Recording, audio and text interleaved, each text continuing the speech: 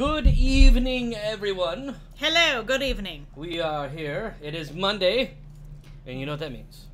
Yes, but unfortunately, you don't have your normal sidekick here with Yes, no normal sidekick. Nathan was not able to come here today.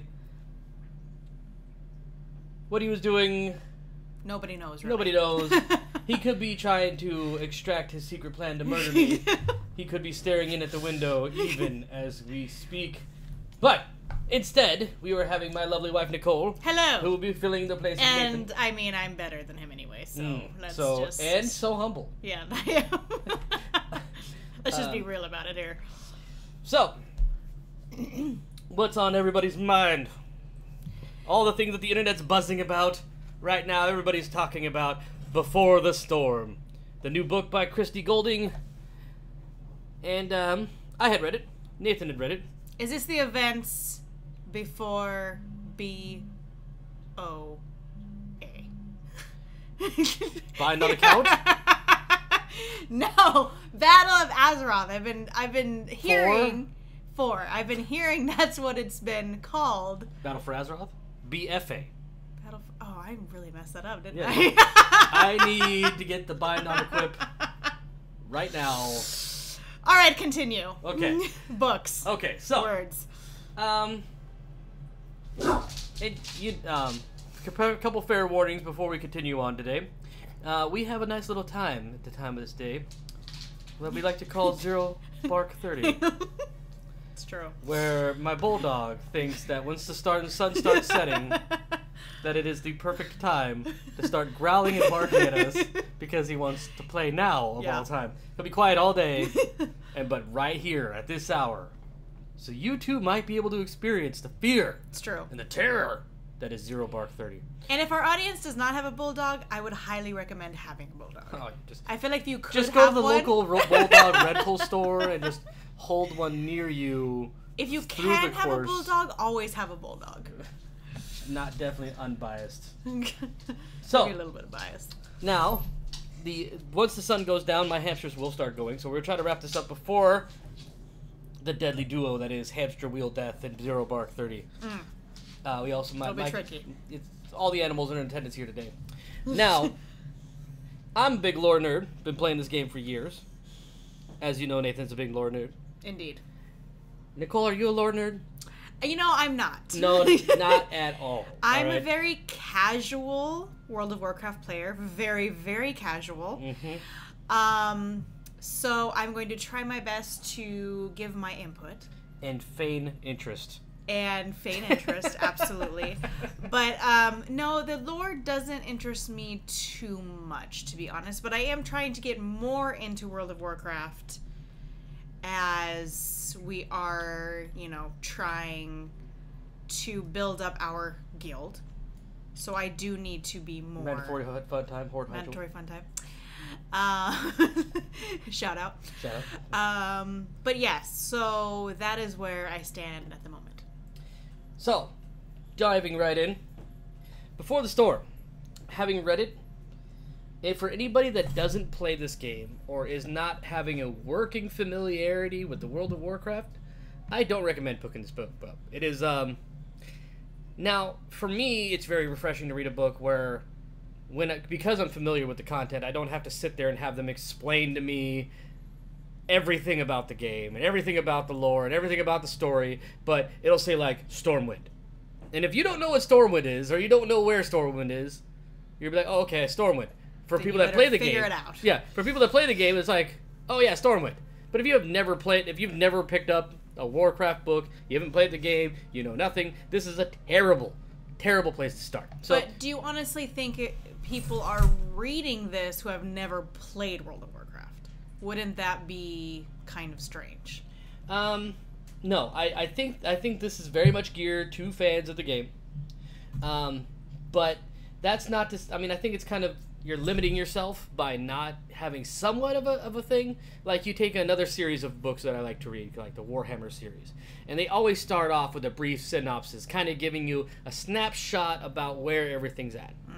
So you have a snapshot. You may not know everything, but you have a snapshot of what you're coming into. Right.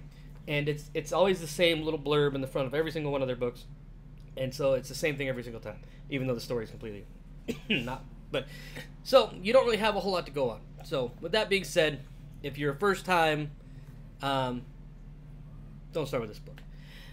Secondly, there are other people out on the internet who are going to do a synopsis or recap of the story far better than I'm going to do, and some of them even have had permission from Blizzard to do so. So I'm going to go ahead, and when we get done here, I'm going to link those videos down in the description below. But Amazon or Blizzard, I don't know who's responsible for this, but they did a kind of a major boo-boo, and they released like 200 pages of a 308 page book in a preview. So you're like you've already had 2/3 of the book in a preview. So they've taken that down. I went to go back and look to see if that's still up. It's not up there. It's only it's back to a couple pages now. But kind of a big no-no for people trying to sell something. Yeah. So a lot has already been put out there. If you took the time to read it while it was still up, you had most of the story. But I'm going to go over some of the highlights of things that I found interesting, things that I found kind of like what, and things that I found whatever. So one thing I was definitely not expecting when I started reading this story was to come across a goblin gnome love story. I'm into it. Yeah. So if you ever wanted to... Well, they're both little people. So you mean, don't put them in a box. That's true. Just because one's green and the other's pinkish. Everybody needs love. That's right. And so yeah, there's a goblin gnome love story that was interesting. Is it graphic? Sorry, it's not that kind of story. Okay. Too bad. So I'm sure there's fan fictions out there for you. But yeah, I definitely was like, okay, we're doing this. We're doing a goblin love story. So, okay, all right, interesting. Now the book starts off talking about the events coming just out of Legion, all the things that we've seen in cutscenes. They go in for a word for word recap, and so you get to see the perspective of the minds behind the people of what we've already seen in the animations that we've seen in game. So that's a little cool, but as somebody who's seen all those videos several times, it got a little redundant. Yeah. To see a nice big chunk of it recapping word for word the cinematics that we got to see in the game. So that was a little bit tedious for me. But there's some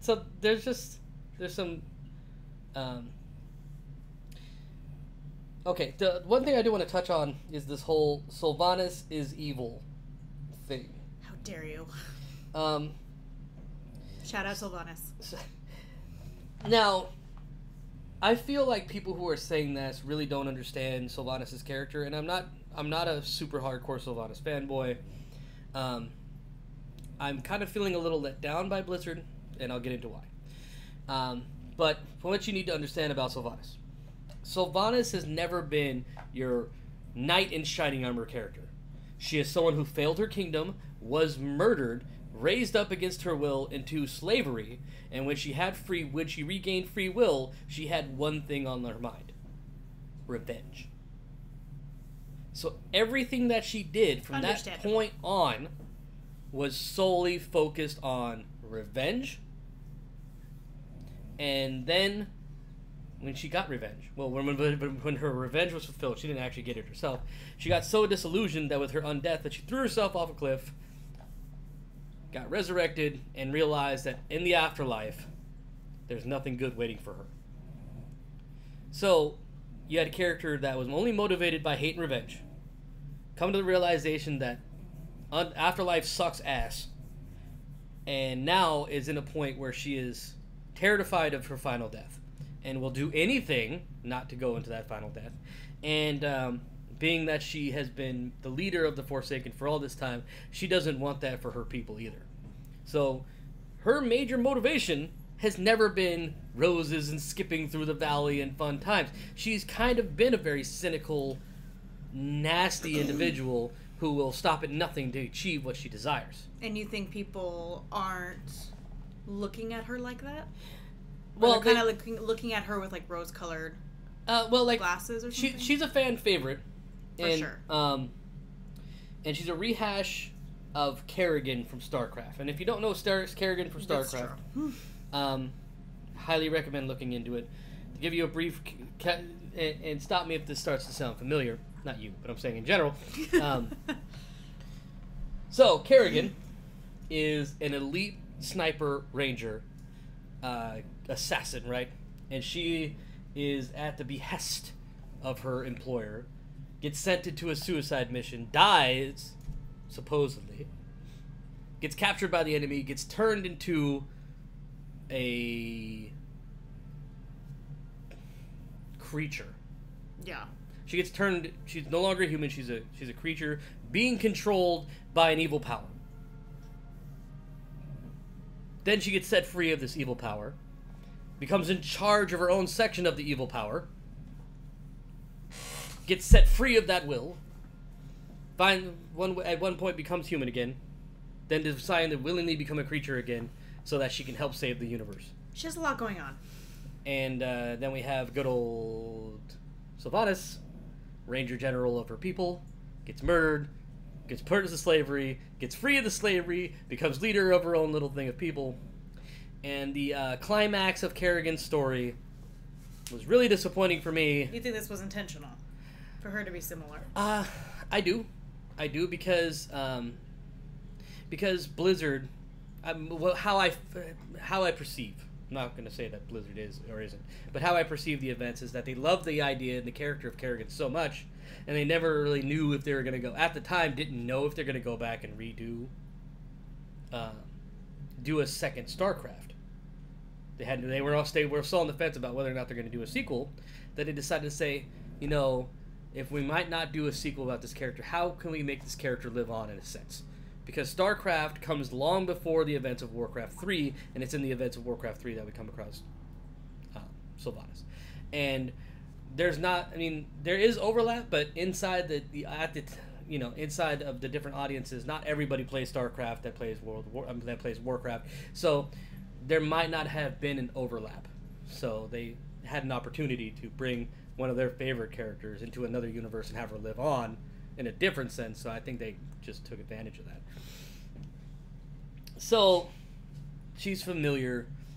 She's something that we've kind of experienced before. She's a bit different from Kerrigan, but there are some creepy similarities. And no, I'm not going to spoil it for you. You can go ahead and look up or go play StarCraft 2 so you can find out. We digress. We digress. So when she's made War Chief of the Horde, she didn't ask to become War Chief of the Horde. She didn't really care about becoming the War Chief of the Horde. She only had one job, one business: save her people, stay alive as long as she can. No pressure or anything. No pressure. And then she's thrust into a position of, okay, you need to stop being a hate-filled monger of not wanting to die and trying to save your people, and lead everybody. When Vol'jin died, did all the rest of that kind of shit. And so she's in a weird position because she is not an altruistic person. She never has been an altruistic person. Right. So for Blizzard to be like, well, they're turning Sylvanas evil, she's always been a self-centered person. She's never ever been like Anduin or anything else like that. Like a selfless. Yeah, she's not individual. a selfless hero character at all. She's a wicked badass that'll stop at nothing to achieve her goal. And so that's who we have in charge of the Horde. But while the book nails her character, at the same time, it really doesn't paint her in a very good light. And why I'm getting disappointed is that Blizzard did a really, really cool story in Warcraft 3, how they turned the Horde into the orcs from being a bunch of hopeless, broken slaves to having embraced their old culture and becoming a proud people again. And so they did this whole turnaround story, turning them from mindless, evil, bloodthirsting animals into an honor-filled, glorious people. And then, as soon as they made World of Warcraft, it's like they spent the rest of their time taking as much time as possible to rip that apart. And, so it doesn't paint I mean, it paints Sylvanas in a light that she basically is, but they're also the ones that kind of made this character to be in charge of the Horde. And then the book focuses a lot on the perspective of Anduin Wynn. And Anduin is a character that a lot of people have speculated that there might be something weird going on with him, there might be some evil hidden thing going on with him, but that's not the case. That's not the case at all. Anduin is your fucking... He's portrayed as your ultra mega good guy. You're fucking like... He is the most cheeseball, vanilla, like, I'm so good, the life is great, I want to be friends with everybody. And it's like... And so when you're given the perspective of one side being led by this altruistic, wants to do the best thing, wants to do the right thing, all he can do is good and great and wonderful, versus I'm gonna do whatever it takes to take care of my people, you're not really painting a contrast here. You're kind of just being like, obviously this is the good guy. Obviously this might not be the bad guy, but it's not the good guy. It's two ways of approaching a problem. I guess. I mean, it's like it doesn't. It's not like. It's not. It's like Mother Teresa going to go fight like. I have Vladimir Putin. I don't fucking know. It's just God. it's just one is super ultra nicey good, and the other one is. Is somebody who's proceeded by their own agendas, which I think is very human. Yes. It's a very normal person to be funded by your, like, not everybody's, even the people that say they're doing nothing but for the good of everybody, might not be 100% for the good of everybody. True. So that's one aspect of the story where I'm just like, alright, so we got Ultra Good Boy. So, Blizzard has been taking a lot of time to say, this is going to be a morally gray story, where there's going to be things on both sides that are happening where you're sitting back and being like, well, both sides are fucked up, both sides are doing things that are bad, but both sides are doing something good. Yeah. There's no clear bad guy, but when you have one character that goes around, and the climax of the book, she murders her own people because she perceives them as defectors, to another guy who wants to do nothing but bring peace to the Alliance and the Horde, you can't help but view the leader of the enemy faction to be the bad guy. I don't know how it is possible, without being the most diehard Sylvanas fanboy, for this to be like, oh, okay, no, it's cool, I'm good, this is great, this is wonderful. And that doesn't say to me, morally gray story, alright, that doesn't say that at all. So, I'm getting really tired of speculating about where the story is going, because every single time I think that they could be doing something really cool, and something that could be very, like, something that is morally gray and just different sides of the coin, they go and turn around and they do something like make Anduin Wynn the ultra good boy. And I don't know. It's frustrating because... But hasn't he always kind of been the good boy? Yes, he has.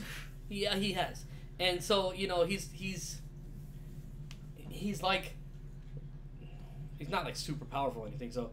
Like the moral version of Superman. Like, he's always going to do the right, good thing. So, unless they kill him, and they have somebody else take over the Alliance, chances are the Alliance is going to be not really... If anybody does something wrong, it's not going to be Anduin. Yeah.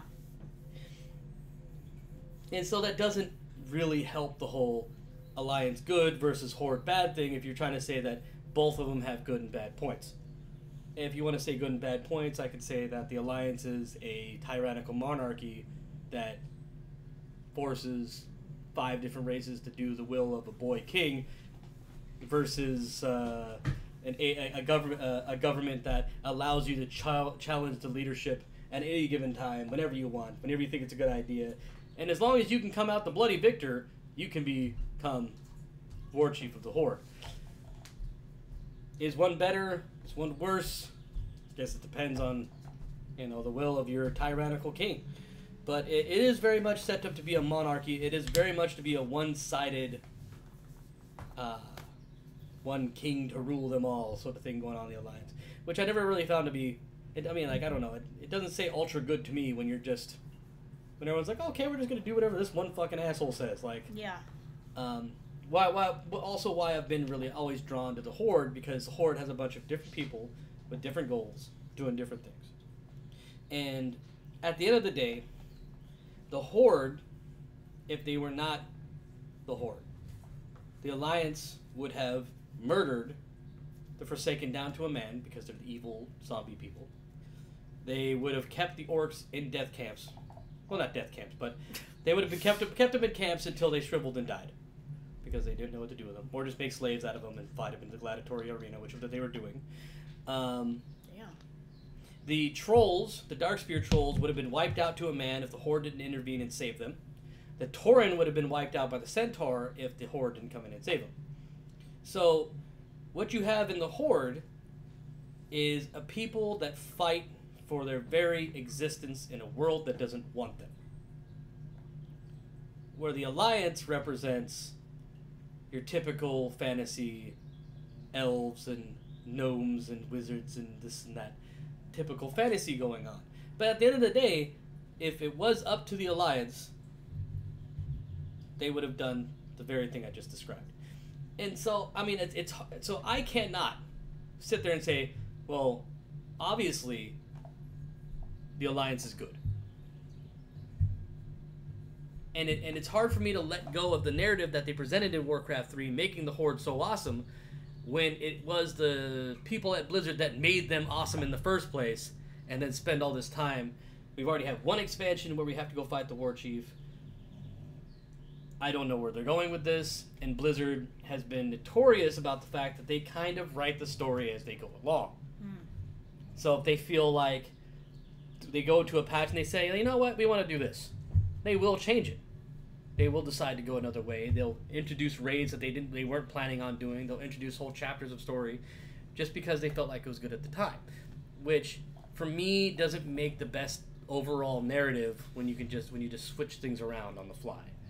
Like, it's fine if you're playing fast and loose, but you know what the end goal is. Right. But when you're willing to swap around the end goal because something sounds a little bit better, I don't know. So you cannot say for sure where the story is going, because unless Blizzard has given Christy Goldie the reins about where the narrative is going completely, they don't know where the story is going. So we can have a lot of speculation, but at the end of the day, it's like, yeah, whatever. But all I know is what's being presented to me right now. Now, another aspect of the book that kind of threw me off was, as anybody that plays this game knows, at the end of this expansion, a very big, scary sword was plunged into the planet, and the planet is hemorrhaging to death. And they make a big point of this for like the first 50 pages of the book, where they go around talking about how everybody needs to save the world of Azeroth, and this azurite, this stuff that's coming out of the ground, is the very lifeblood of the planet. It's very powerful, it's very lucrative, and so all the denizens of the planet can think to do is, how can we fight each other over this, and not focus on the real task at hand, which is, your planet is fucking dying. and it's like, kind of missing the point here. Yeah, you got your old hostilities and your old this and your old that, but if, something of that magnitude happened to Earth, I think that even the most staunchest of enemies would take a moment and be like, let's worry about this other thing first, and then we can get back to killing each other. Because at the end of the day, you're just going to, old rivalries will always flare up, and people always fight, and that's always the end goal. But they don't even take a like, this sucks. Look, there's a big sword. But those bastards over there, fuck those guys. So that's one aspect of the whole expansion. I'm just like, but the world's dying. I'm sure we'll wrap it up. I'm sure it'll be a quick thing. Somebody will, Anduin will heal the world with his light magic and being a wonderful saint that he is. And butterflies and glitter. It'll all be great. And bubbles. And then we'll all want to be the Alliance. And puppies. And puppies. So, let's say do something crazy like kill Anduin or something like that. It's like, this dude This dude is way too good to do something wrong. It is the way they're painting them right now. So he's going to need some crazy, crazy fucking character development for him to be ever in a position where he might do something wrong. Which is okay. Whatever. The last thing I want to gripe about when it comes to the book is, holy God, do they talk about priests a lot in this book. Anduin's a priest, so it's priest. Fucking a lot of the other alliance leaders are priests. Like Moira from the Dark Iron Dwarves is a priest. You have Prophet Velen, he's a priest. Anduin's a priest. You have Tyranda's a priest. So we already have 4 priests that are leaders of the Alliance already. And how many priests do we have that are leaders of the Horde? None. We don't have a single priest that's a leader of the Alliance, of the Horde. It's not a one. But they are fucking all over the place with the priest. And if you want to hear something about the light, they are not going to shut the fuck up about the light. Light. All over the place, it's light. And it just blows my mind because they spend all this time in the priest order hall. They talk about priest this, priest that. They, they go into, how the light is this and how the light is that. But they don't, they just ignore the fact that a third of the priest order hall has shadow priests. Like, they don't even bring it up, mention the fact that priests function in a duality. It's where they kind of fucking live. You have your shadow priest, which are shadow. You have your holy priest, which are light. And then you have your disciplined priest, which live in the balance between the two. But they just ignore all of that. So if you were just to read this book and you weren't familiar with the Netherlight Temple, you wouldn't even think that there's shadow or there's any void, scary things going on there. Totally ignore it. Don't bring it up. Don't mention it. Don't even say it's a thing. What I do like about the book, they ask a lot of the same questions that if you have ever watched any of my other videos, you have heard me asked. Why is Taliesin such a closed-minded bigot? They don't super address it, but they ask it. They're like, even Anduin is like, he wants to have a meeting between the Horde and the Forsaken and the living members of their relatives. And he brings it up to his council. He brings it up to his homies, and they're like, "No, don't do it. No, don't do it." Taliesin is like, "Hell no, don't do it." And he's sitting there thinking like, this guy spent 1,000 years traveling around with a light forged demon. If anybody's gonna understand that somebody could change, it's gonna be this guy. And I asked the same damn question. I was like, out of anybody in this whole game, if anybody can see that people could change, it's gonna be this guy. And then as soon as he gets home, he's like, Horde evil. I remember these guys. Just weird. So there's a few other for instances that I can't remember off the top of my head, but that was the biggest one that was like, I asked the same question. And it's nice to be have some vindication, being like, oh yes, somebody else is looking at this and saying that there's kind of a problem here. So yeah. But other than that, I don't want to go super... I've already spent fucking 30 minutes on the subject. I'm not going to drill it down anymore. I highly recommend that you go pick up the book if you're interested. If you don't read the book, you're not gonna miss out on a whole lot. There are some interesting elements, like they have the introduction of the light forged undead, which everyone's saying like, oh my god, this has never happened before. And that's really where I want to take the rest of this show, where I'm going to start talking about some lore things. That is not true at all. There are light undead created by the light, and if you think I'm fucking full of shit, I'm going to show you right here on screen where these people live. You've come across them in the World of Warcraft, if you've played Legion several times, you probably just didn't know what you're looking at. So, what we're going to talk about here is Odin. Now, Odin, for those of you who don't know, was part of the team of Titan Keepers that the Titans left behind to safeguard Azeroth. And since he was the most valorous and the most brave, they decided to make him ruler of all these different dudes.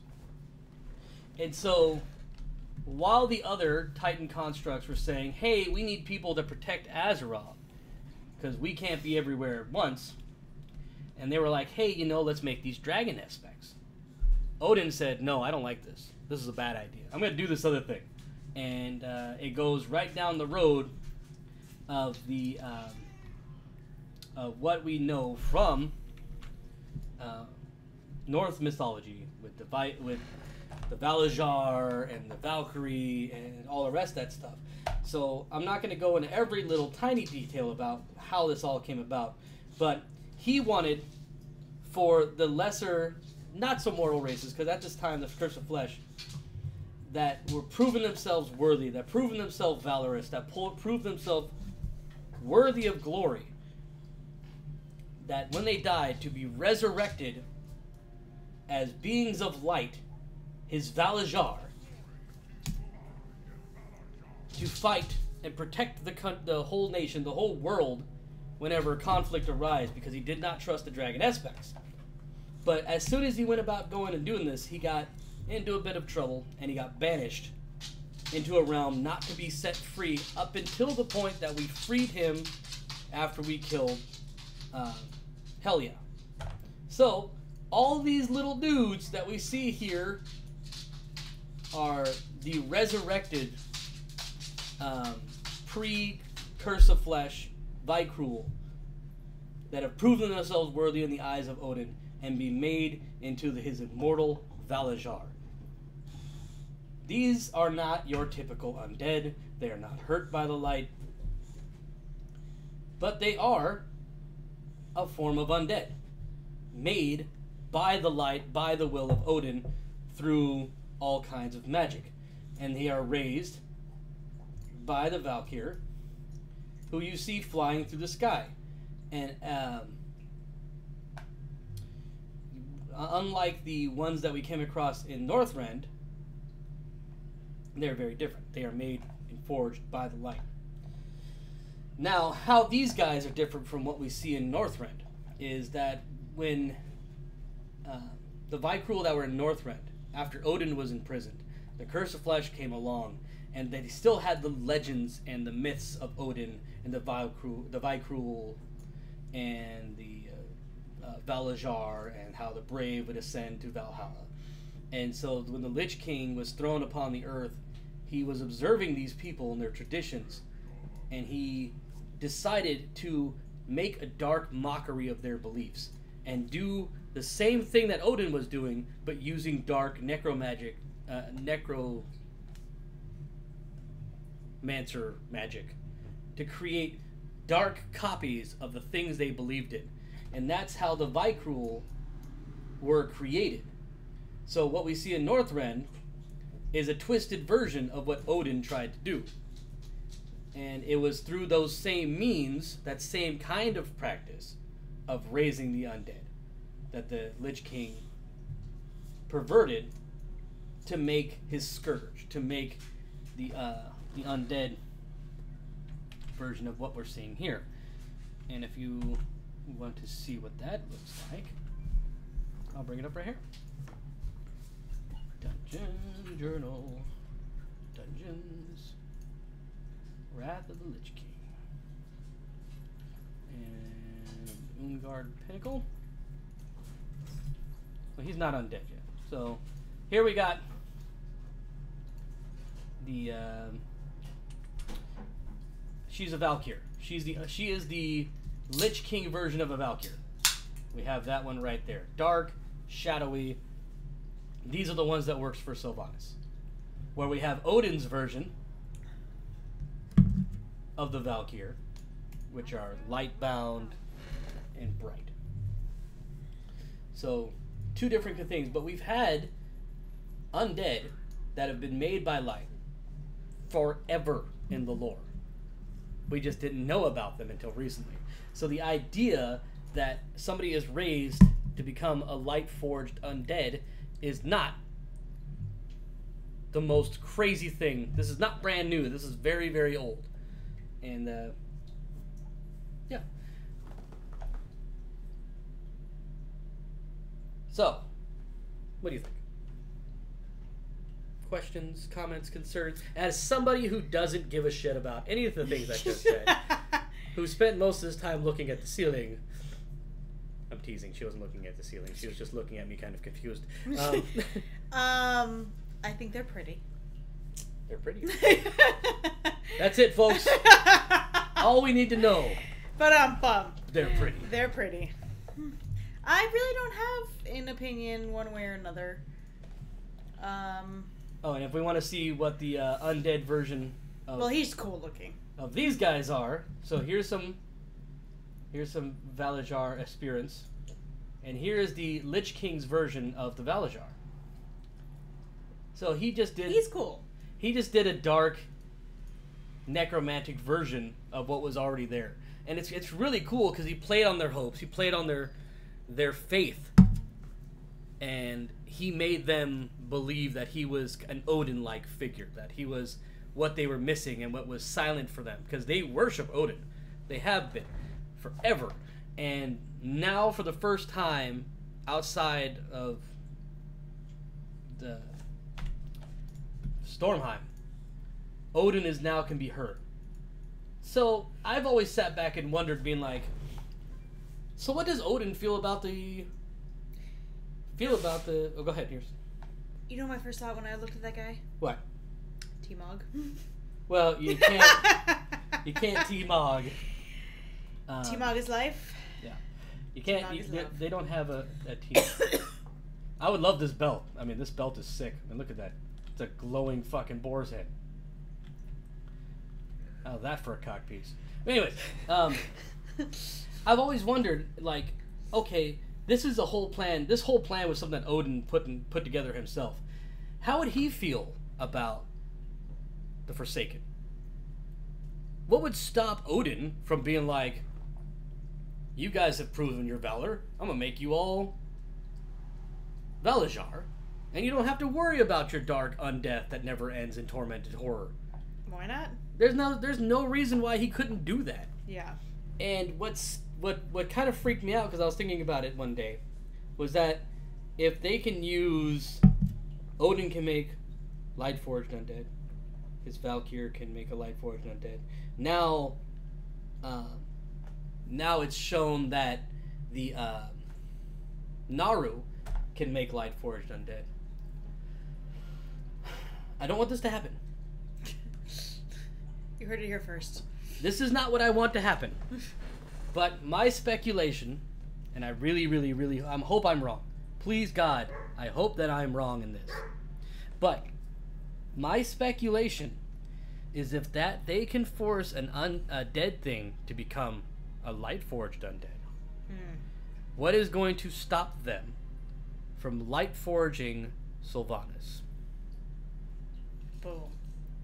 That would be huge. That would be huge. That would be like BlizzCon announcement huge. Yeah, like I said, I don't want this to happen. Please don't. And Blizzard, if you're here listening to me, which I know you're not, don't fucking do this, please. For the love of God, don't do this, because what they keep pushing and what they keep saying is how there is a war of light and shadow, the void versus the light, and that all creation exists inside of that conflict, is made as a byproduct of that conflict.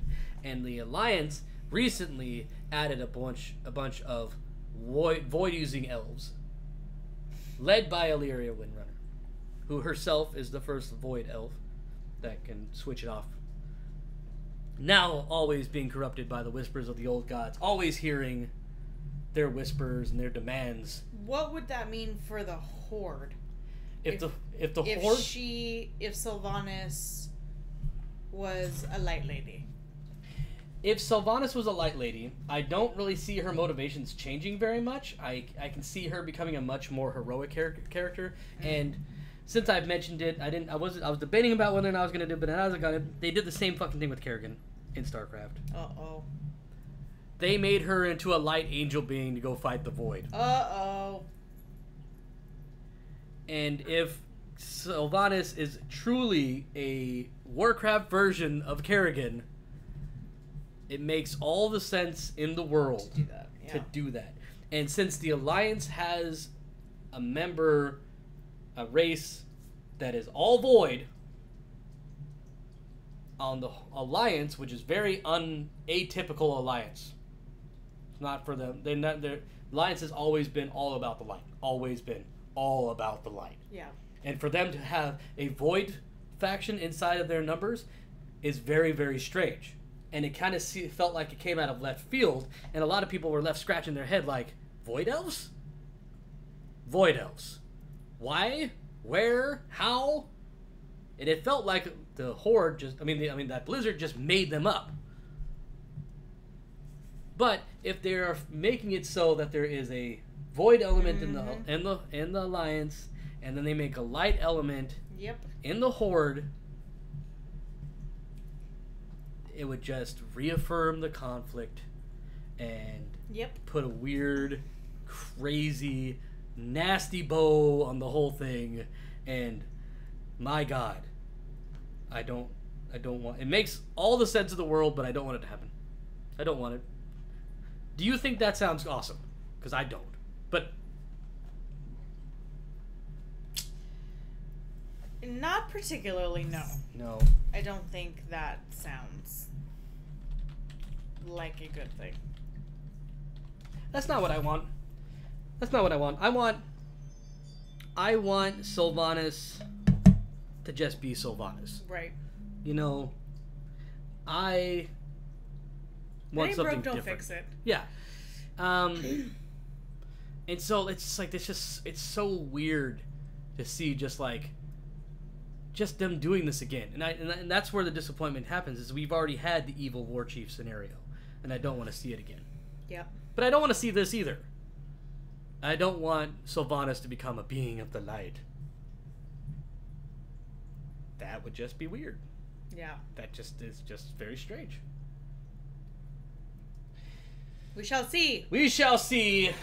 Enough speculating. I'm getting tired of it. That should be their motto. Yeah. We shall see. Just keep waiting. Keep waiting. Yeah. So if you want to know why Sylvanas is evil, I've broken it down like 42 different kinds of ways. She's not evil. She's just really angry. If that's evil, then so be it. If you want to say then you know what, we're all evil. If having emotions is evil, that's a whole nother show. Then so be it. But that's all I have for you guys today. I would love to hear what you guys think about all this. If you'd like to, please leave a comment in the section below. Let me know what you would like to see on this channel, what I can go over here. Hopefully whatever happened with my brother will be resolved. If not, it's been wonderful to have a show with you, babe. Well, thank you. And I hope you guys enjoyed the presence of my mostly silent wife. Who wouldn't? Really? But I'm pretty fantastic. And you guys, go have yourself a wonderful Monday. Do all the wonderful things that you want to do before reset on Tuesday. Oh, yes. And keep plugging away because we're running out of time. And so get your mage towers done. Get all the Legion-specific things that you want to get done, because the time window is rapidly shrinking. Have yourselves a wonderful evening, and thanks for joining us. Goodbye.